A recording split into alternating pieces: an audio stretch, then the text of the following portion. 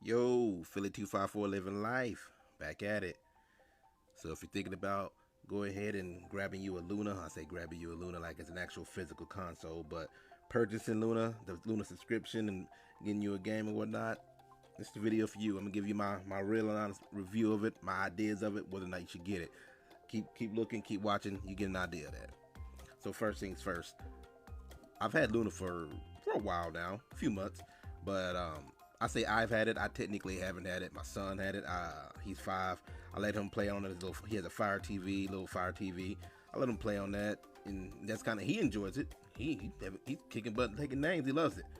So since I already had the subscription, or I have 2 subscriptions, which I'll go over that in a minute, I decided, for the sake of the review, I'll go ahead and download it on the phone. If you don't know, if you have an Android device, there's a video for it. I already have a video for it on how to get the Luna app on your phone, since it does not exist on the App Store or the Play Store right now. So, what's the game deal? What's the deal here? So, first things first, I'll go over performance. Um, so I was using the Luna controller, and I used a regular Bluetooth controller. I'm gonna be honest with you. I kept feeling a lag. I felt a little lag in between button presses or whatnot. I wasn't feeling that. I felt a little just the slightest. I pressed the button and it felt like it reacted like maybe a few milliseconds after I pressed the button. Like you could feel it. You could feel it was off. As far as the actual performance of the games online, I mean they performed well. I'll definitely give Luna that.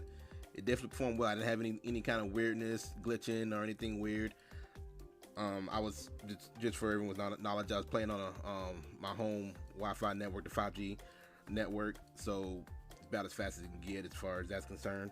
And yeah, input lag was definitely there. Actual performance wise, yeah, no real issues as far as when I say performance, I mean like while playing the game, did I notice any weird glitches or anything weird like that? Nothing whatsoever.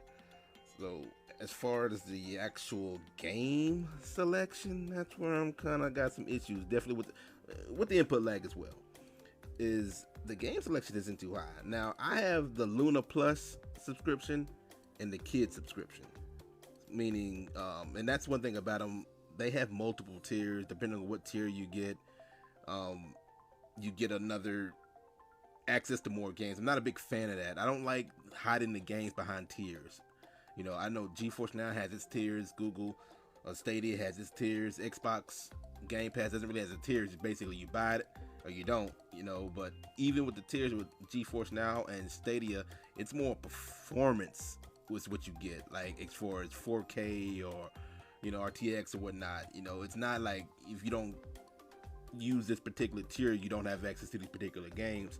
That's kind of how Luna kind of does it. So you you have the family channel and you get access to more games that are more family oriented. That's especially for you have little ones. That's definitely a cool thing, right? That's which is why I kind of got it, because I know those games have definitely been curated towards children. And the Luna Plus is more, we just get more general games. I think they have a few other channels like family games or something. I'm not exactly sure what they are, but I just don't like the idea of hiding games behind the tiers. If you don't pay for this tier, you're not gonna get the full, like, you're not gonna get the full access of games. I'm not a big fan of that, but it is what it is. Again, if you have Amazon Prime, which most people these days do, definitely you're gonna get a few games for, I think it's like 4 or 5 games you get, just, and really that's a good way to just kind of give an idea how it works. I know Mega Man 11 is one of those games. That's one of the games I actually tested out in the first place. I tested out another game because I'm big on fighting games. I've said multiple times. I think it was what? There it goes. Undertale. Get over, scroll over. There you go. Under Night and Birth, and then Blaze Blue, Cross Tag Battle. Both of those, if you play the fighting games, you know that you require precise button presses. Like you press X, you need X to do what it does. You need that jab, right now, not 2 seconds later. And I kept feeling that. And so just to kind of verify what I felt, I went to Mega Man 11, which is not a fighting game, obviously. And even then, I kind of felt it felt a little off. I pressed a jump, and I kind of felt a little off. I don't know if anyone else has noticed that. I even looked up online just to see if this is like a common thing, and I saw some reviews mentioning it felt good, but for me, it didn't feel good, and that's all it counts is how I felt about it, and I didn't like it. I didn't like how it felt. It didn't feel as crisp as like Stadia or GeForce Now. It kind of reminds me of Xbox Game Pass kind of was for a while. It's gotten a lot better now, but for a while, Xbox Game Pass was really weird too. You could feel the difference in the button lag. Didn't like it. Didn't like it whatsoever. So I mean, I imagine if you played it long enough, you wouldn't even notice it anymore. But when you come from a point where you don't have it to now having it, you're definitely gonna notice it. So would I recommend Luna? I mean, if you have Amazon Prime, I'd recommend trying it at least. You already have it. You already have Luna, so might as well try it, right? If you're a cloud gamer or think about cloud gaming, I'm always big on saying when you cloud gaming, the way it is right now, you got to get at least more than one service. Luna, I can't say that would be one of my primary services.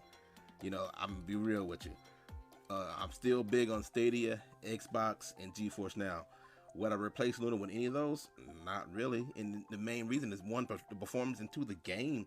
So I got Luna Plus and the Family Channel. The games that they have available, there's not very many. And I know they just released like a couple of games recently, but I don't even know how often they release new games to Luna. It kind of follows a strategy, I think, similar to Xbox Game Pass, where it kind of rotates them in and out, I think. Not 100% sure on that one, so don't quote me on that one. But as it stands, the game selection is kind of lacking to me. Like, for example, my big three, Xbox, Stadia, and GeForce. Who would I take out to put Luna in? Nobody. Luna has pretty much the games that Luna does have is pretty much the same games that one of those three I already have, and they perform better with those three. So, what's the purpose? So I'm gonna be real with you. I'm gonna be 100% real with you. So as far as my rating, 1 to 5, shoot. 5 being top rating, 1 being the worst. We'll go that route. 1 being the worst, 5 being top. 2.5, just because that input lag is a problem with me, man. And the game selection, that's definitely another problem. And I don't know how often they're really updating their games. I mean, the games that I've seen here before. So when I first got this for my son, I did check out, see what games are on there. Just, hey, what games do you have on there? I might use this too. And even then, from then to now, and that was a few months ago, I didn't really see many more games than I already were on there. That's a problem for me.